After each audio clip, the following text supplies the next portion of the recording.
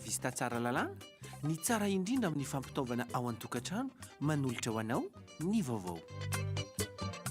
Ankafiziny fotoana rehetra ny sardine Annie. Sardine Annie, tsara tsiro, mora ampiasaina, mora vidy. Socavitre, le spécialiste de la menuiserie en aluminium, des volets roulants, des vitres et des rideaux métalliques. Sardine Annie, Socavitre, manolotra anao ny vaovao.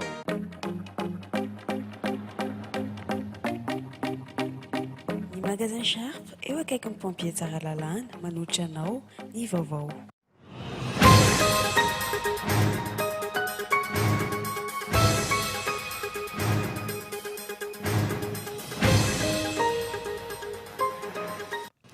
Firosoana amin'ny fampihavana amin'ny Pireneny nampidinany faravohitra ny filoha teo aloha marika ravalomanana. Fanalefahan-tsasy kosa ho an'ireo miaramila gadra politika dimy hafa. Mitaky ny fanorenana azy ireo kosa nefa ireo niarambona tamin'ny 7 febroary 2024. Olona roa namoy ainy raika amin'ny fitopolo nampidirina hopitaly. Nahatratra 420 ny fizahana marary teny amin'ny HGRA. 120 ireo voatery nampidirina hopitaly no fisotroana toaka diso tafahoatra. 110 kosa ireo olona natao fanadadiana teny anivon'ny komisariat tsara lalàna nandritra ny fetin'ny krismasy. Tapaka nandritra ny 3 andro ny jiro tetsy Ambodimita ny 120 hatramin'ny 420 desambra lasa teo. Lamina kosa ny tany Toamasina tao aoriana ny fidinan'ny tompona andraikitra Isatsokajiny tany an-toerana ny herinandro lasa teo. Fandriampahalemana no mampitaraina ireo sefokotany maro amin'izao fety anaty maizina izao. Any Azia ny tsingerin-androany ny 10 taona nahafatesan'ny olona roa etsy mahery tao anatin'ny tapakandro no ny horohorontany mahery raika tany an-toerana. Firenena 12 mahery no voakasika ny fahavoazana. Tanàna maromaro no tsy hita ny saritany intsony ankehitriny.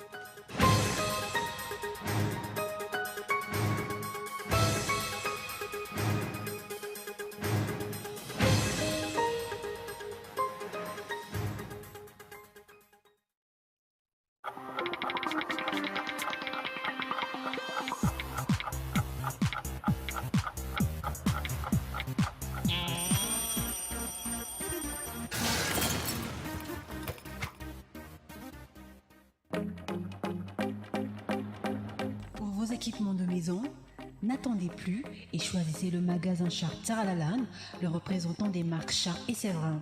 Sharp propose toute une gamme de congélateurs, réfrigérateurs, lave-vaisselle, machines à laver et divers types de petits électroménagers. Pour tout achat d'un appareil Sharp, le magasin offre une garantie de 12 mois. Sharp, idéalement vôtre.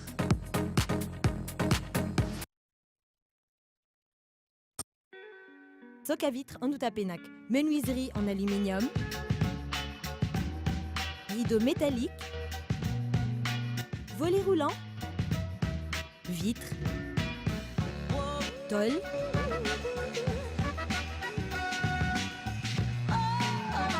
Socavitre en Outapenac, 020 22 682 28, 033 11 256 63, Socavitre en Outapenac. Très sincèrement à votre service.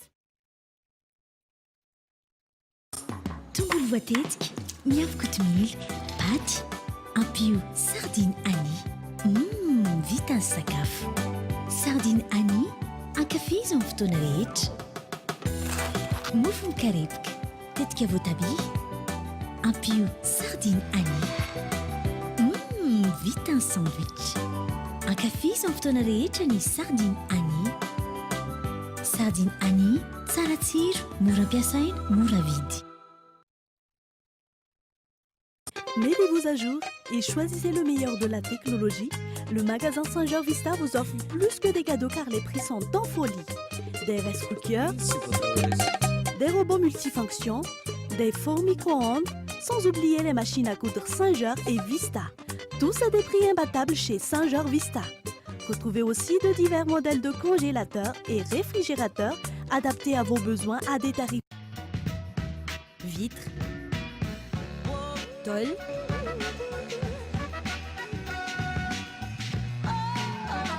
Soca Vitre en Outapène 020 22 682 28 033 11 256 63. Soca Vitre en Outapène. Très sincèrement à votre service. Efa fety sahady eo amin'ny galerie sivy ary anao tiaro ny fiainam-bidy misy ireo entana manaraka ny teknôlôjia avo lenta alarme sy vidéosurveillance ordinateur portable imprimante consommable informatique tablette téléphone naika farany fahitalavitra appareil photo sy caméra ampli baffle sy izay rehetra mety électroménager aza mandeha lavitra tsony tokana ny safidiko galerie sivy malagasy mivoatra ampita amin'ny central hôtel tsara lalàna.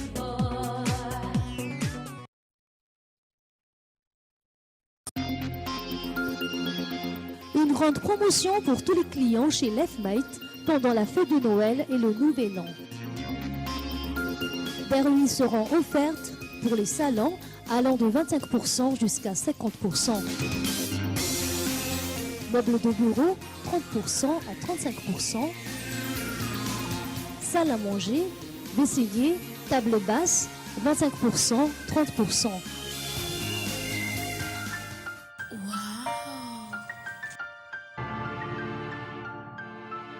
Leftmate, Anoussat.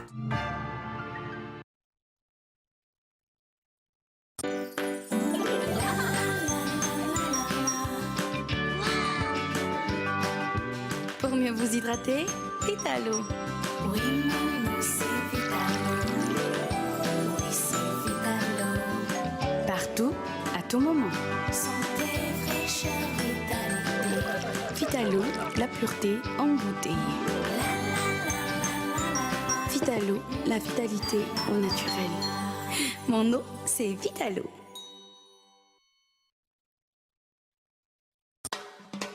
Krismasy indray mitselatra sisy nofo tsy tanteraka andao afozina daholo ny atao tokantranontsika rehetra e ny télé ovaina an'le smart tv led amin'izay sady azo anaovana internet lecteur ovaina an'le hd frigo atao amin'le ngeza ny cuisinière gaz atao amin'le misy lafaoro ny ampli baffle andizana amin'ny farany taona ekene ary multirobot sy mibatesy to adinao promotion tsy misy to azy inge zao amin'ny conforama e hatramin'ny groupe électrogène ka izany tsy hoany conforama tsara lalàna mirary fety sambatra ho anao.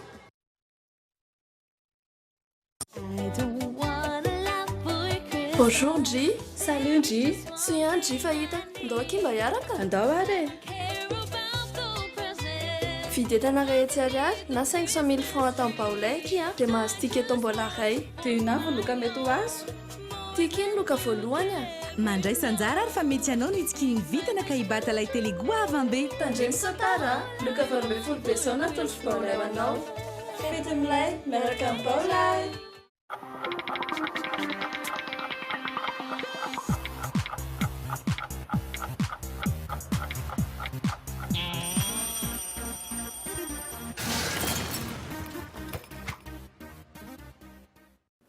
Dia mbola faly mitsidika ny tokantrano indray tomboky lasy somboka vavy amin'izao takarivo izao miarahabanao ary manasana ho indray araka ny fampahalam-baovatra amin'ny farany.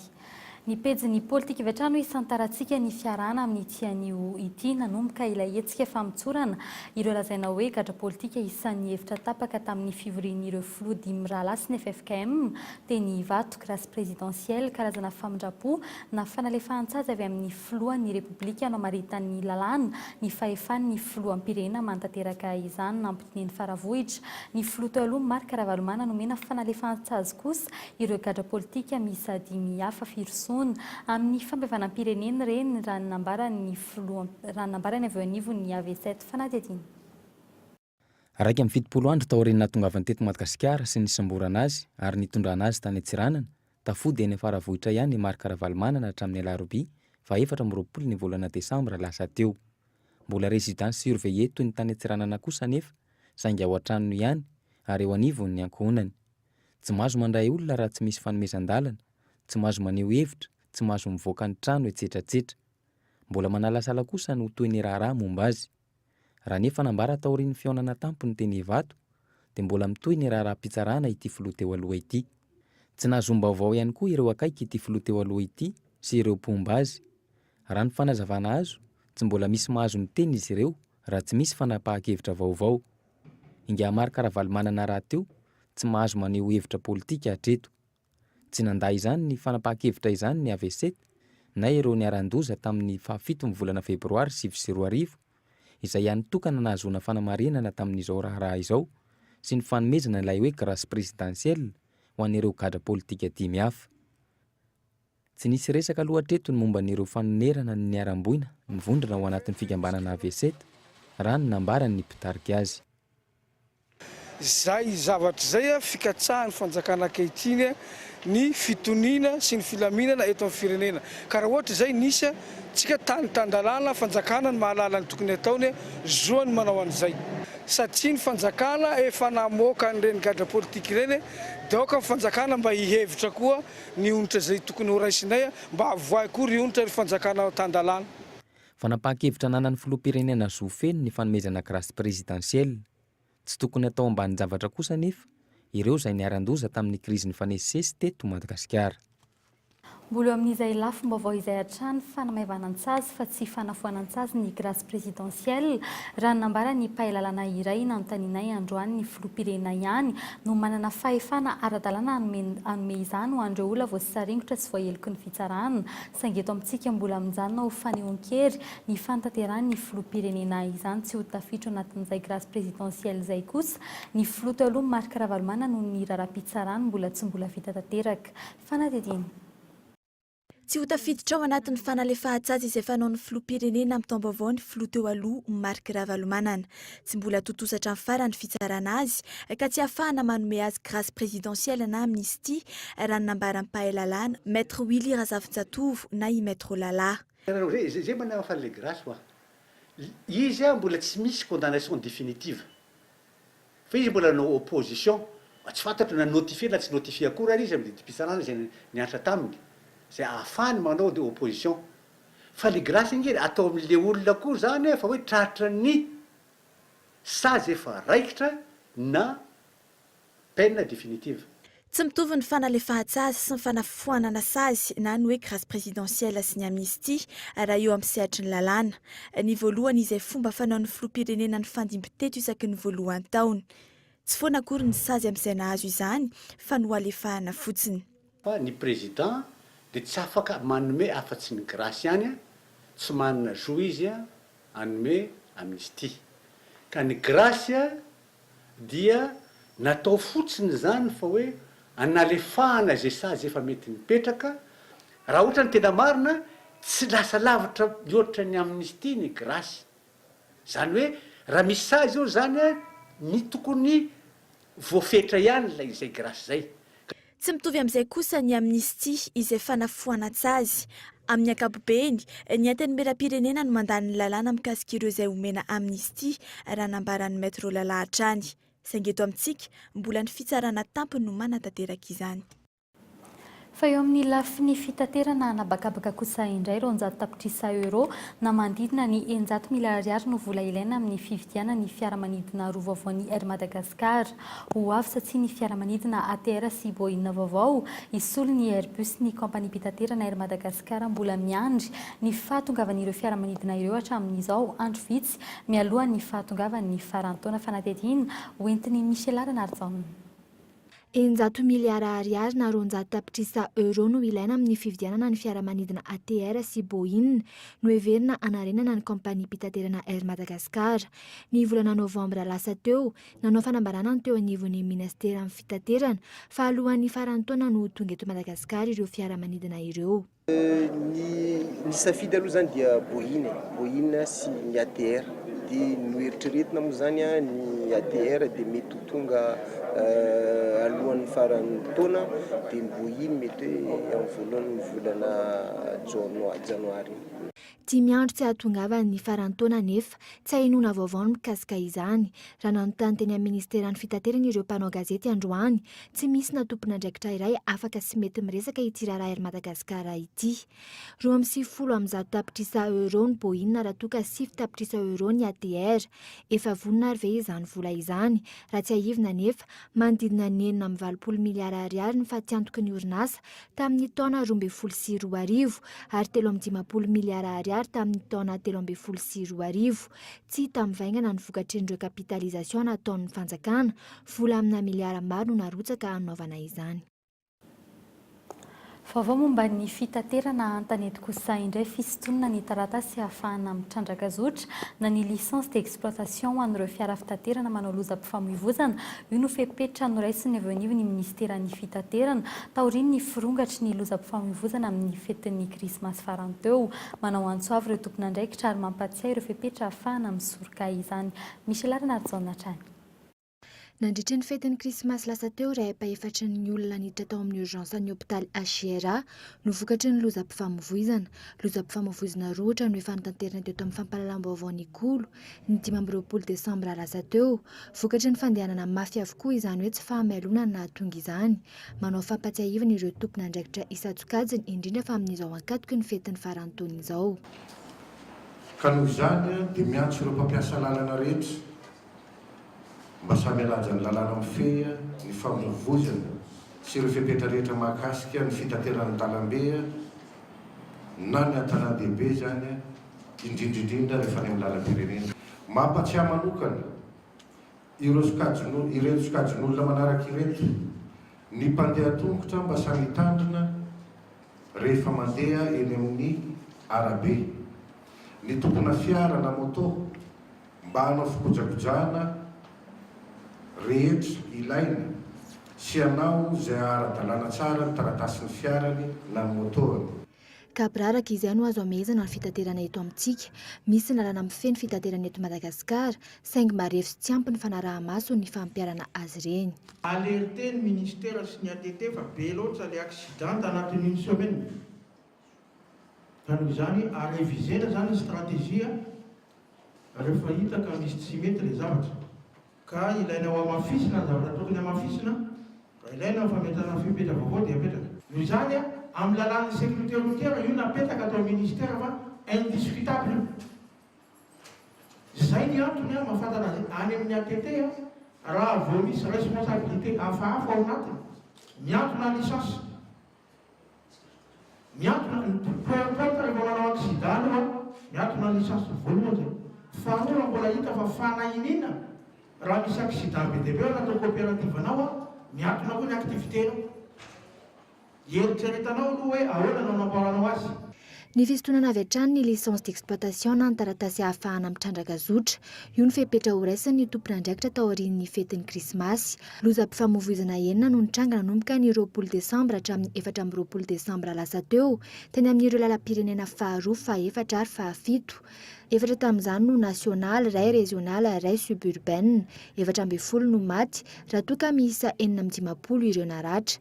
Mila mitandrina ireo mpamily indrindra fa amin'izao vanim-potoana ny fety izao. Fotoana mahabetsaka ireo fiara ho an'ny androany. Fiara-pitatitra eto an-drenivohitra iray no tapaka hisatra ka nandratra mpandeha maromaro. Laoka krismasy tsy nandeha ny tsenan'ny Enomby nandritra ny fetin'ny Noely.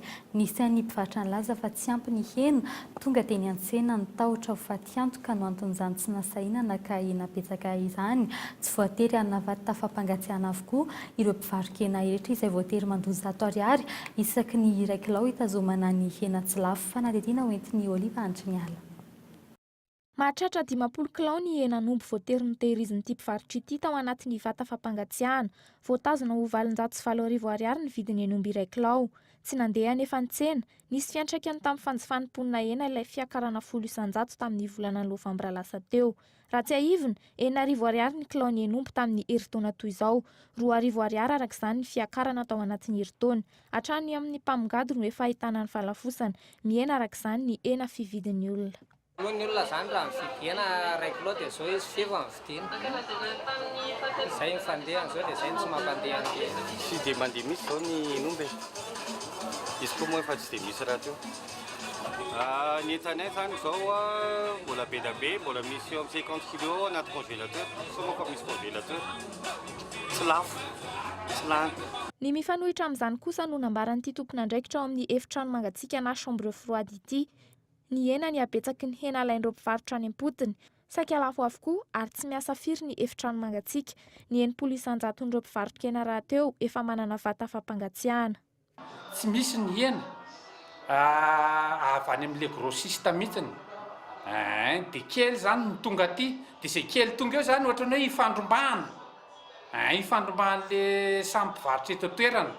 dia miditra aty anatin'ny chambre froide lozika tsy misy tsy ampy zay mampatonga lizy hoe tsy misy entana miditra aty anaty chambre froide mihitsy satria ny tsena ratsy ny tsena koa nge ratsy fa raha hoe marina fa hoe ny tsena ratsy tokony hisy be da be ny hiditra fa kely misy dia samy mahazo ilanilanombo sy fefafefany daholo le mpivarotra tsirairay dia izany kosa avy moa dia tsy olany manomboka maraina paharivony andro. Hatreto nangingina ny resaka abatoara sinoana ampitaraina ny mpivarokena roa volana lasa izay tsy mbola niova nefa ny zava-misy any an-tsena tsy mbola miverina amin'ny laony ny famatsiana enomby mampimenimeno ny sarambabem-bahoaka ny fitangan'ny vidin'ny vorona sy ny hazan-drano ny enomby hatreto no isan'ny mora vidy indrindra eto Madagasikara. Eo amin'izay pejy sosialy izay hatrany tapaka nandritry ny 3 andro ny jiro tetsy Ambodimita ny 20 hatramin'ny 4 Desambra farany teo. Lamina kosa ny tany Tomasina taoriny ny fidinany tompon'andraikitra isan-tsokajy ny tany an-toerana ny herinandro farany teo nisy ihany koa ny fanentanana tamin'ny fitoniana nataon'ny tompon'andraikitra avy any an-toerana ny fandriam-pahalemana no mampitaraina ireo sefo-fokontany maro amin'izay fety anaty aizina izay fanatediana. Eto Antsalovana, mirongatra ny asa ratsy noho ny fisiany fatapahan-jiro lavareny, mandry tsy lavoloa ny mponina, misy ny fandraisana fepetra hiatrehana ny fety, saingy tsy ho vitan'ny fokontany ny ampy. Nisy hoa arak'izay ten'izay natao am-boalohany izay ny ezaka nataonay zany tsy paipaiky. Dia rehefa nanao zay nividy ampola, tato anatin'ny krismasy moa zany tena ny fidirana amin'ity fety farany ity zany tena hita hoe tena mirongatra tanteraka tokoa le izy. Vaky trano tena tsy misy ainana ty. Mila tsy ho tapak'olona amin'ny alina aty amin'ny fokontany. Teto Ambodimita kosa, tapaka ny jiro ny 20 ka hatramin'ny 4 Desambra lasa teo. Nisy ny fitangoronana teo amin'ny Jirama Ambodimita androany maraina raha ny fitantaran'ny Reben'ny fokontany. Tsy naharitra nefa izany ary rava ny hetsika. Efa nanomboka miverina rahateo ny famatsiana jiro ankehitriny. Manana ny tolo-keviny ny vahoaka ifotony amin'ny famahana ity olana ity. Amin'ny tonga zao alon terme ngamba, ny lavitra ezaka. Dia mitady vahaolana amin'ireny angovo azo avozona reny ny fitondram-panjakana. Eto amintsika ny rano azahoana angovo mbola mahatratratra any amin'ny 8,000 mégawatt izy nefa mitrandraka nefa amin'izao mbola tsy ampy 3,000 mégawatt akory nefa ny voatrandraka. Dia zay nitsazoko hoe fa manino zay tsy trandrahany zareo. Taoriny savorovory vokatry ny delestage Ravareny Tao Tomasy nidina tany fotony ny ministra Roland Ratsiraka. Zanak'ity faritra ity niezaka nampitony ny vahoaka efa niena ny fatapahan-jiro any an-toerana nanomboka ny 4 Desambra lasa teo. Mbola tsy nisy kosa famoahana didim-pitsarana mikasika ireo olona 7 voasambotra araka ny fanazavany namana mpanao gazety any an-toerana Erinora Zafimanana. Tsy avy amin'ireo mpiasa izay mampiodina ny Jirama velively ny fototry ny olany delestage eto Tomasina na koa avy amin'ireo tompon'andraikitra eto an-toerana fa resaka faratsy ny fitaovana no antony. Vita amin'ny fidinana teny amin'ny orinasa Enelec ny fotoana ary dia fantatra tamin'izany fa efa misy koa ao ny fanarenana sy fanamboarana ireo milina miteraka angovinaratra ary indrindra ny fisiany milina vaovao izay mila fotoana maharitra eo amin'ny 2 na 3 volana eo ny fametrahana azy na ny installation mba ahafahana mamatanteraka ny olana teraka ny fatapahan-jiro. Etsy ankilan'izay miantraika ny vantana fidiram-bolan'olon-tsotra mampiasa herinaratra ny fatapahan-jiro lavareny. Manodidina ny adiny rora kely indrindra ny fatapahan herinaratra raha eto an-drenivohitra. Avy tany mpanao volo olona 4 no any izany fotoana izany amin'izao fety ny farany taona izao. Lafombaovao fakosa indray nisokatra tamin'ny fomba ofisialy androany ny lasy fiofanana ho an'ireo mpiandraikitra teo anivo ny fikambanana mpanazava eto Madagasikara haritra 5 andro izany ary farina ny 3 Desambra ho avy izao andray ny fahalalana ilaina amin'ny famolavolana ireo tanora zazavavy miisa 2 sy 4 alina ery Madagasikara izy ireo fanadiny Iltasinjo. Tanora 2 sy 4 alina no mikambana ao anatin'ny skoto zazavavy mpanazava eo anivon'ny FCKM eto Madagasikara ny famolavolana ireo tanora ho filamatra eo amin'ny fiarahamonina no tanjona ao anatin'ity fikambanana ity. Ny tanora mpanazava zany tokony mendrika modely amin'ny fiarahamonina modana sady tso-piaina ny mpanazava dia endry Reo mpanazava sarika amin'ny olona rehetrarehetra sady sarika amin'ny olona rehetrarehetra tsy manavakavaka na olo ohatriny ahoana na olo ohatriny ahoana. Eto Madagasikara, iray amin'ny vehivavy bevoka roa no latsaky ny 80 taona ary efa ambony ihany koa ny tany tanora tafarona amin'ny firaisana ara-nofo mialoha ny fanambadiana mbola ny 500 ny zazalahy sy zazavavy 80 hatramin'ny 40 taona ihany anefa mahafantatra ny toe-tena ny manoloana ny aretina VIH sida.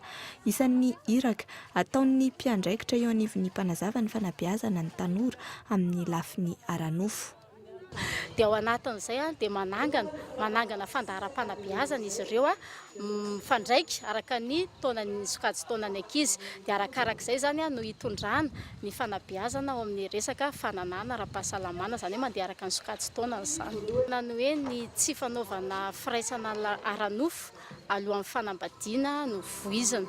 Zay zany fa tsy mivoy mihitsy izay ny resaka hoe fanabeazanaizana na ny hoe resaka hoe kapoty. Mba hiatrehana ny andraikitra andrasana amin'ny maro ny lohahevitra ny fanana mandritra ny 5 andro. Ny fiofanana taona eto zany dia ny anome hery sy manome ny tohana ny ofana rehetra ilain'izy ireo mba ahafahany mametraka izany fandaharam-panabeazana izany. Napetraka aty koa ny vinan'ny fikambanana dia ny hoe mampiroborobo sy fikambanana matanjaka manome sehatra sy asina ny ankizivavy rehetra mba ahafahana manatanteraka izany dia hofanin'izy ireo amin'ny fahaizana mitarika teknika sokoto isan-karazany avy ny fandraisana anjara eny fiarahamonina amin'ny alalan'ny sehatra irotsahana. Ankoatr'izay dia misy ireo hetsika maro atao mandritra ny fotoanan'ny lasy iarahana amin'ny mponina any Ambatomanga toerana hanaovana ny lasy. Isy ny fanentanana mahakasika ny rano fisotro madio, ny fanentanana sy fandresen-dahatra momba ny zon'ny ankizivavy sy ny tovovavy. Fa fianakaviana araka amin'ny 2704 nanoratra anarana ifindramonina ao anatin'ny tetikasan'ny fiarahamonim-pirenena iray miandry ny fanapa-kevitry ny manam-pahefana ahafahan'izy ireo mantanteraka izany mila fanampiana ara-bola sy fanohanana ara-teknika ny fikambanana io antanterahany tetikasa fifindramona eto Andrenivohitra io ataondrio natry atao taratasy mamey ny fangatahany ny fikambanany mandray ny fangatahana mandefa izany any amin'ny manam-pahefana ary manamora ny fisotry ny fangatahany izany no anjara ny lehibe ny gouvernemanta tsy miankina amin'izy ireo kosa ny fanomezana ny vola na fitaovana amin'izany nandray azy ireo tamin'izany ny talen'ny kabinetra ny primature mitondra ny fanampanazavana. Misy tetikasa na programan'asa tsy voatery ny fanjakana ihany no hanampy ara-bola na ara-pitaovana fa anjaran'ny fanjakana kosa ny manampy an'le fikambanana, an'le olona na an'le tetikasa hanamora ny fahazahoandreo fiarah-miasa amin'ny partenaire technique et financier. Zay angamba ny adidy sy andraikitry ny fanjakana zany, manamora, facilitateur. Faraky ny fanarahinao tany anatin'ireo lohatenim-baovao olona roa namony ainy raika amin'ny 70 nampidirina hôpitaly nahatratra amin'ny 420 ny fizahana marary teny amin'ny hôpitaly HJR nandritry ny fetin'ny krismasy tao anatin'ny 2 andro nahatratra raika amin'ny 20 ireo voaterina nampidirina hôpitaly noho ny fisotroana toaka diso tafahoatra nahatratra raika amin'ny 20 kosa ireo olona atao fanadiadiana teny anivon'ny komisaria ny tsaralalàna tsy nisy ny tranga fanafiana amin'ny tapiadiana nandritry ny fety raha mitatitra navoaka ny mpitandro ny filamina fanadiana hoentinika eto Andretsilavo. Natratra 50 ny antsy vonjy, 530 ireo nanaovana fanadiadiana teny anivon'ny komisaria tsaralalàna, 20 ny olona mamona anankorontana, 3 ireo nametraka fitoriana noho ny vonjy sy ratra, ary 4 ny voasambotra noho ny ady teny an-dalambe. Tsy nisy kosa ny tranga fanafiana amin'ny tapiadiana raha ny fanazavana azo. Amin'ny ankapobeny, ny lamina ny fetin'ny krismasy 4 raha nitatitra navoaka ny mpitandro filaminana androany. Isan'ny voaresaka ihany koa ny momba ireo vy maranitra naparitaka manerana ny renivohitra ny aliny 14 Desambra. Ampolony mahery ireo mpitondra fiara no nitaraina vokatry ny sotasota nametrahana ireto vy maranitra ireto teny an-dalana. Faritra nahitana izany ny teny Analakely, Tunnel Ambanidia, Antanimora, Ambatoroka, Besarety ary ny Rotidiga. Vaky avokoa ny pneu sendra izany. Tsy fantatra mazava ny anton'ity tranga vaovao ity. Taoriany fiparitahan'ireo trakta mitondra ny hafatra ho an'ny mpitondra. Naparitaka tamina fiara ireo vy ireo ary efa misy ny aiaina ho nahavanina ny loza. Dia mangataka sy olona rehetra manana vaovao na information na renseignement fanampiny satria zay koa efa nahazo fa ho fanampiny a ny momba n'le olona na le fiara na natanteraka nanipy an'io zava mamoadoza io mangata koa zay ze olona victime na niharany vaky kodiarana na tratran'ny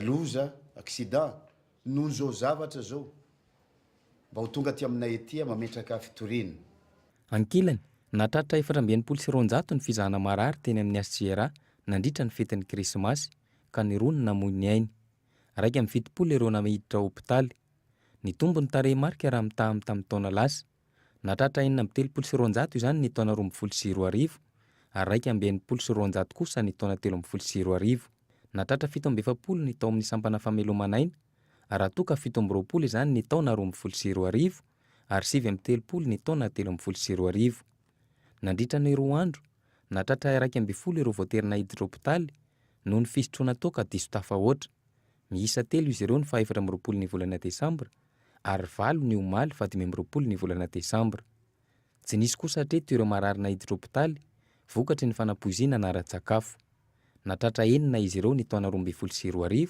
ary 2 ny taona 2024 isan'ny nampiavaka ny krismasy tamin'ity taona 2024 ity ny fisian'ireo olona ny latsahan'ny varatra tany Mertsetosika olona 9 no ny latsahan'ny varatra tany an-toerana ny 15 ny volana desambra ka ny 2 namoy ny ainy akoatr'izay ny tombony isan'ny lozam-pifamoivoizana raha raiky amby 70 izany ny taona 2024 raiky amby 20 ny taona 2024 natratra 750 izany ny taona 2024 tsy fitandremana ny amamona ny tsy fahatomombanan'ny fiara sy ny maro hafa antony mahatonga ny loza avokoa ireo zay ny mikasika ny vaovao teto toerana fa eo amin'ny maresaka avy any ivelany kosa ny Azia nitsingerin''androany ny 10 taona nahafatesan'ny olona roa etsy mahery tao anatin'ny tapakandro noho ny horohorontany mahery vaika tany an-toerana firenena 12 mahery no voakasiky ny fahavoazana tamin'izany tanàna maromaro no tsy hitany sary tantsony ankehitriny fanadino amin'ny sarin'ny France 24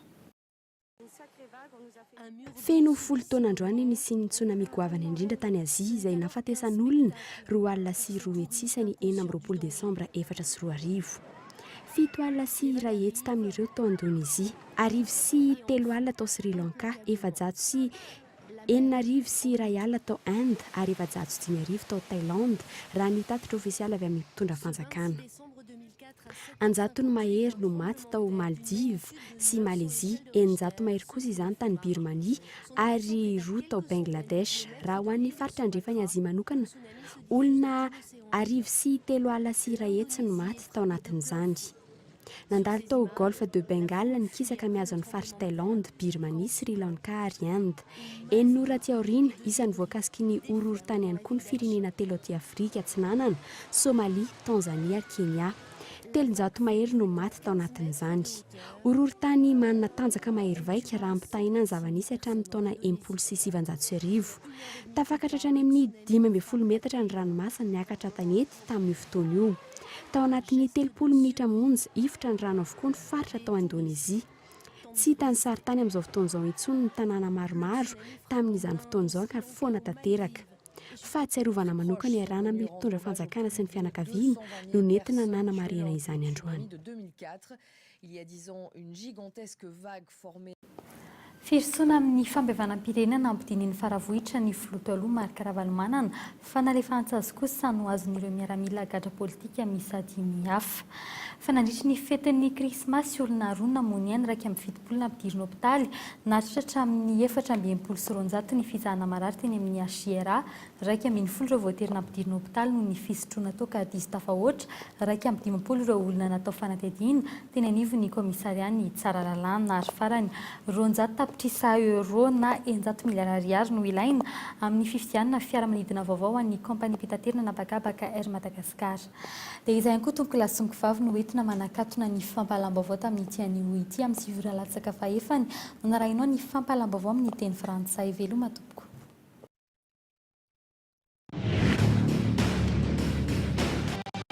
Fitim-baovao nisongadina nandritra ny taona iresana ny lafiny sosialy, politika, toe-karena, fiarahamonina, kolontsaina ary fanatanjahantena. dia karaha ny mpanao gazety rehetra antsehatra fa mpahalamba-vaovao anasana vahiny ary anarana ihany koa ny vaovao momba ny mpanao gazety rehefa eo am-perinasa ny eo ambadika ny fanomanana ny vaovao ary ny mpanao gazety rehefa miala voly. Vaovao manokana jery todika acte 2014 arahinao eto amin'ny Cool TV FM ny alahady 20 Desambra izao no fitorana.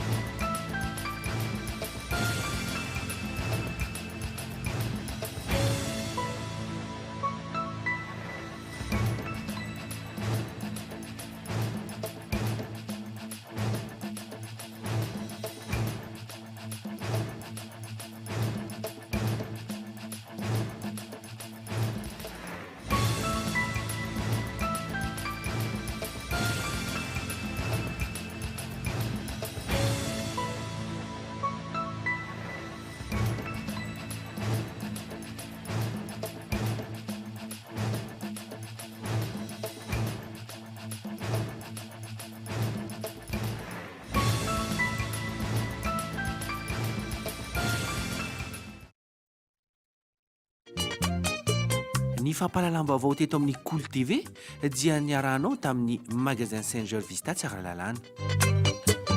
Ankafizy amin'ny fotoana rehetra ny sardine Annie.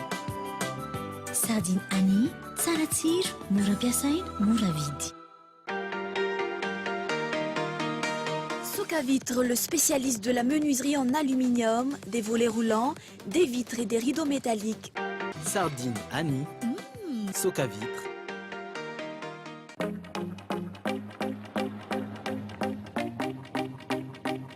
Magasin Sharp eo akaiky ny pompier Tsaralalàna nanolotra anao teo ny vaovao.